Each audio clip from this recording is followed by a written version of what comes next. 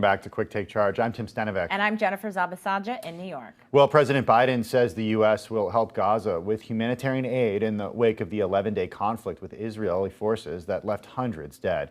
At least 232 Palestinians were killed. 12 people were killed in Israel. The ceasefire brokered by Egypt took effect early today. However, the UN Secretary General notes that the truce alone doesn't address the root causes of the Israeli-Palestinian conflict. Let's take a listen. I call on all sides to observe the ceasefire. I stress that Israeli and Palestinian leaders have a responsibility beyond the restoration of calm to start a serious dialogue to address the root causes of the conflict. Well, joining us now to discuss his Bloomberg opinions, Bobby Ghosh, live in London. Bobby, thanks so much for being here. Let's take a big step back here and just explain the root causes of this particular conflict, which lasted 11 days. Well, it depends on how far back you want to go. Of course, the root cause begins with the Israeli occupation of the Palestinian territories and the sort of imbalance between the rights and freedoms that are enjoyed by the Israeli population and the Palestinians. In this particular conflict, in the fourth Gaza war, as we're now calling it, we can trace it back to a court, or the anticipation of a court ruling in East Jerusalem, which set off violence which set off demonstrations by Palestinians. The Israeli police force responded with quite harsh violence, entered the Al-Aqsa Mosque, fired stun grenades there. Then that was seen as an excuse for Hamas to fire off rockets into Israel, and things then escalated from there. Hey, Bobby, I think a lot of people were really surprised that this happened and how the scale of just the devastation that we saw just in 11 days. But what about the Abraham Accords that were struck years ago? I mean, wasn't this meant to sort of crack down on some of the violence that we had seen in the past in this region? Well, that was part of the narrative around the Abraham Accords from last fall, where we were told that the Arab states, in exchange for recognizing Israel and normalizing relationships with Israel, would have some influence over Israel's behavior towards the Palestinian peoples, both within Palestinian territories and within Israeli society itself. That clearly has not happened. This war essentially represents a failure of, or the emptiness of that narrative.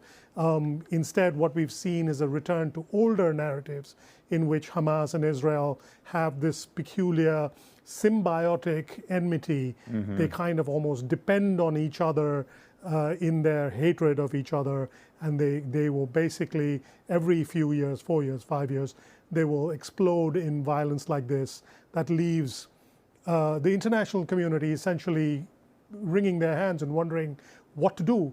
And we return again to questions about the root cause. That's the theme of a piece that you edited from Bloomberg Opinions, Hussein Ibish, and I'm wondering, Bobby, how the next conflict is prevented if there is this symbiotic relationship that exists right now that is working for Israel and for Hamas.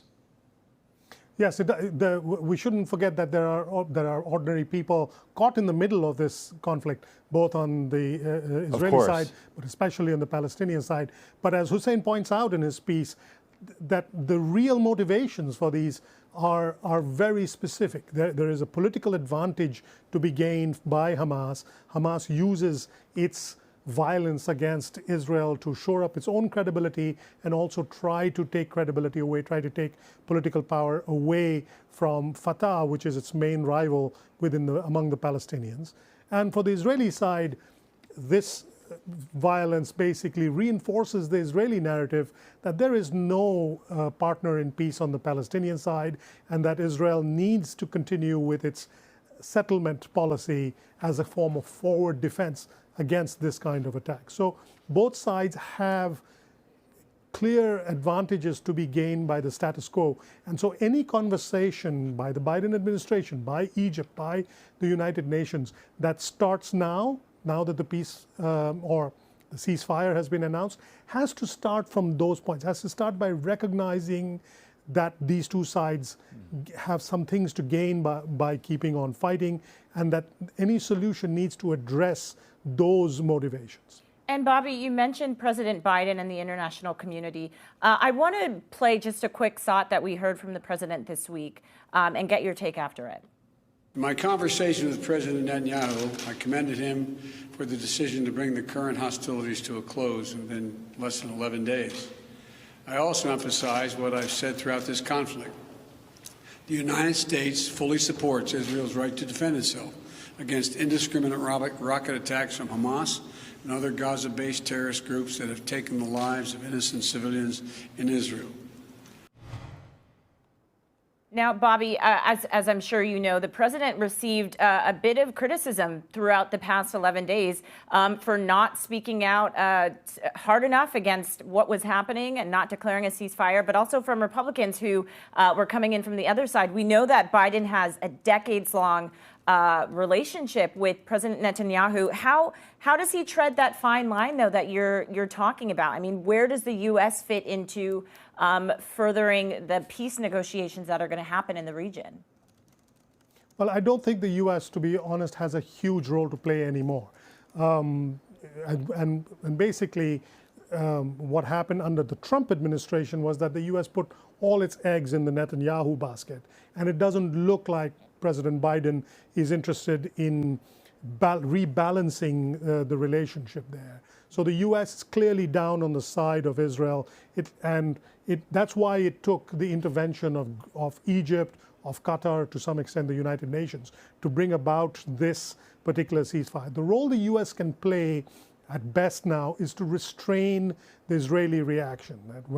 That if the Egyptians can restrain Hamas and the U.S. can restrain Egypt, then the ceasefire will hold for a while.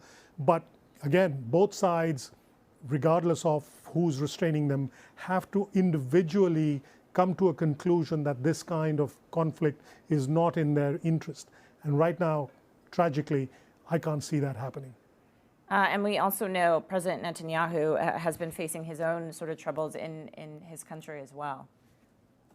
Yes, Prime Minister Netanyahu has in some ways also benefited personally from this conflict. He has said that that's nothing to do with his actions in the last 2 weeks.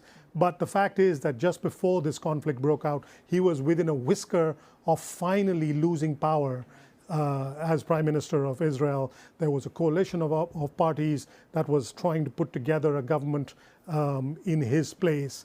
Now that coalition looks much less likely. The far-right Israeli parties that were willing to break away from him have now signaled that they might not be so willing. And it looks possible that Netanyahu will hold on to the prime ministership for a while, and Israel may go into its 5th election in 2 years, which would also basically, in effect, extend Netanyahu's rule as a caretaker prime minister for a few more months. Absolutely. There's so much to watch here, and we really appreciate your time. Bloomberg Opinions, Bobby Ghosh in London for us. Thank you so much for your time. And